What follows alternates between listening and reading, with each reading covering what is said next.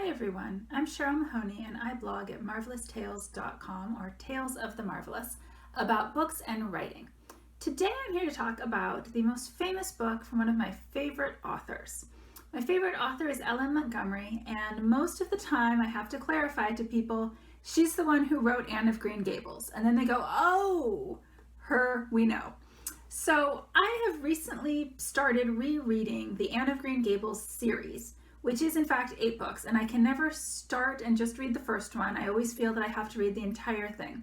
So right now I just finished book 3 yesterday, I think. I've been listening to them on audio and I just got to the end of the 3rd one. But today I'm going to go back a few and talk about the very first one and the one that everyone knows, Anne of Green Gables, the first in the series. So this is my nice paperback. I have an entire set of the 8 that are in this one. I also have a fun hardback one. It is not a first edition. It's, I forget what it says, something like 15th or 20th edition, but it's in the style of the first edition. It's from 1908. Oh, 38th impression, whatever that indicates. So I found this in a used bookstore somewhere and really enjoy it because it is in the style of the first one, including the illustrations, which is fun because Ellen Montgomery talks about this in her book, or in her journal rather, her impression of the first edition Anne of Green Gables, including this fun shot where Gilbert is rescuing Anne. She had a bit of a boating accident on the stream, and you will notice, I hope you can tell in the video, she has long streaming hair. That really annoyed Montgomery because she had actually said at that point in the story that Anne had just had to cut off her hair because she dyed it green, trying to dye it black, and the illustrator got that wrong.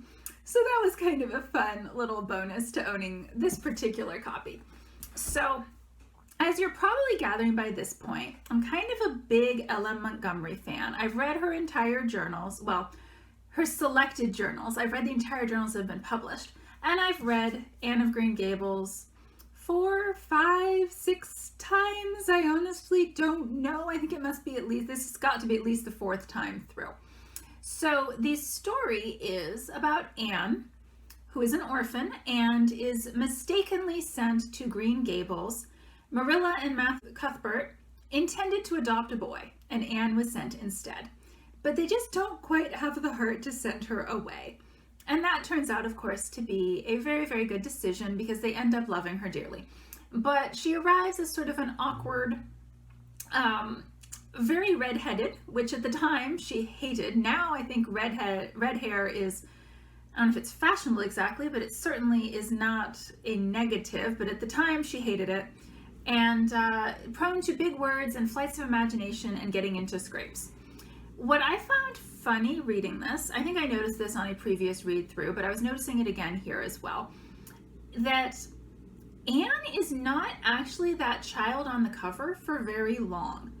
This, I think, is everyone's impression of Anne of Green Gables, possibly even a little bit younger and more awkward than this particular picture, but certainly the red braids and the broken carpet bag sitting at the train station and the heedless, silly, imaginative girl who gets into scrapes is what everyone thinks of as Anne of Green Gables.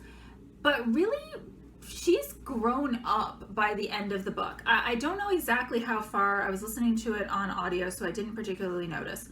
But certainly by the last few chapters, Anne is really a young woman. I mean, she's 16, which would not necessarily be a grown-up, but for the time it was written in, for the time she's living in, she pretty much almost may as well be in terms of like responsibility and maturity level. She's still a bit prone to imagination and youthful idealism, and she hasn't really gotten interested in romance yet by the end of this book. But she's definitely not silly and getting into scrapes and mistakes and so on anymore. She's become very responsible. She's become very important to Marilla, which the story starts. To be clear, if you have not read it, Marilla and Matthew are brother and sister. So Marilla is an old maid in the parlance of the time. And I think that's important because a lot of the first half of the book, I would say, is really about Marilla coming to love Anne, which I think is very interesting how much of the book is actually about that.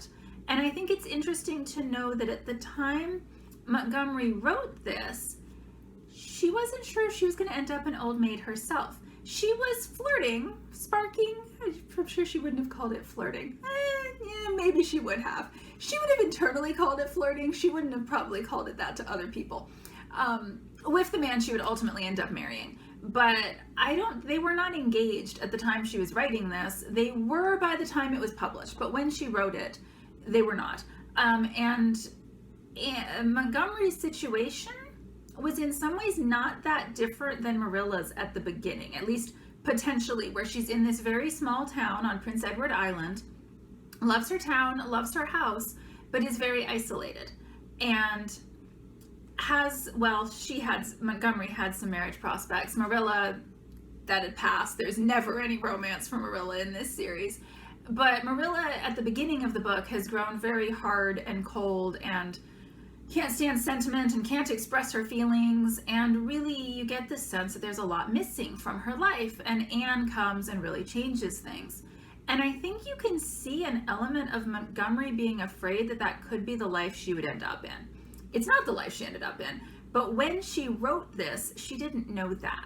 So I think Marilla'S story is actually very important, and you see her go through the arc, through the book, as she comes to love Anne, accesses kind of her maternal side. There's a lot of that, and becoming a mother ultimately was very important to Montgomery when that happened. I mean, as it is to most people, but she wrote raptures about it in her journal, so we know it was for her.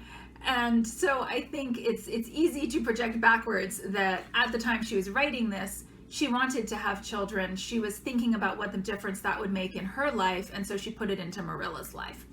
So I think Marilla is a possibly not always recognized, very important character in this story, actually. Anne, of course, is our heroine. There's a lot of great humor and fun in the early parts of the book from Anne making mistakes. As I mentioned earlier, she accidentally dyes her hair green. She has her famous flare-up fight with Gilbert Blythe, who she later ends up sparking with. Anne does not flirt. Montgomery might have flirted, but Anne is not someone who flirts. But she does end up, spoiler, getting involved with Gilbert later on. But they spend most of this book feuding. The feud is completely on Anne's side, but he calls her carrots. She gets very upset and breaks a slate over his head, and then doesn't forgive him for almost the entire book. So there are incidents like that where you see Anne being heedless and reckless, and she walks to the top of a roof at one point, speaking of being reckless, lots of things. And there's a lot of humor and a lot of interest and excitement in those anecdotes. It is a very anecdotal book. In terms of plot, there isn't much of an overarching one. I mean, it's Anne's growth and Marilla'S growth, but also Anne's growth through the book from being a prone to scrapes child to being a more mature young woman. That's the plot, so to speak. And each little incident is very anecdotal. So there's a lot of humor in the early ones. I think it's a little bit of a shame in some ways that Montgomery grew Anne up so fast. But at the time, it was her first book. I'm sure she was not intending a series.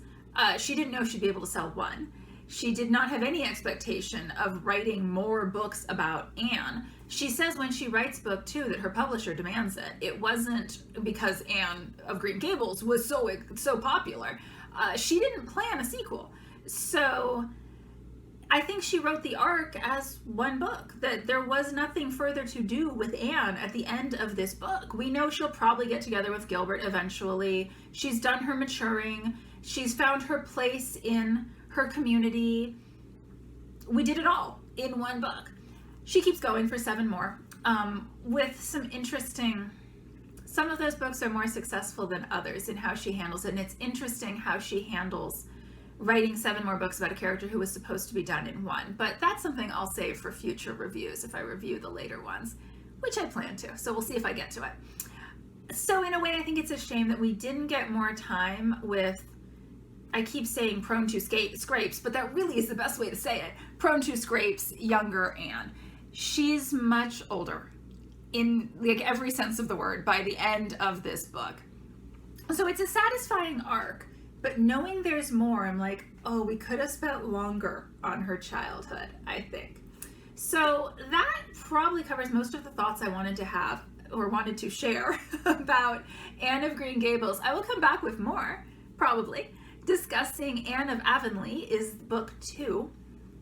And things go a slightly different direction in that one, which is interesting. Of how, again, like I said, how Montgomery handles writing book 2 about a character who was supposed to be done in book 1. So wrapping up here, I would say this is certainly Montgomery's most famous book. Probably it's her most popular. To be perfectly honest, it's not my favorite. I don't mean that in a negative way. I like Anne of Green Gables. As I said, I've probably read it 5 or 6 times. If I didn't like it, I wouldn't keep rereading it. Although I keep rereading all of Ellen Montgomery's books, and there are a couple of others I'm like, not her best.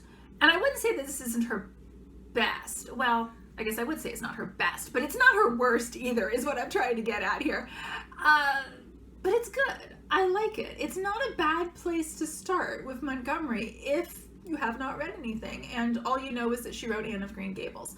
So, and Anne herself is a great character, even if, you know, she was a little more fun when she was younger. But it's interesting how Montgomery explores her as an adult as well. So Anne of Green Gables, the cheap paperback version and the faux first edition, even though it isn't really, same book, both good. Thank you for watching, and I hope you'll come back again to hear what I think of the later books in the series. Again, I'm Cheryl Mahoney, and I blog at marvelloustales.com.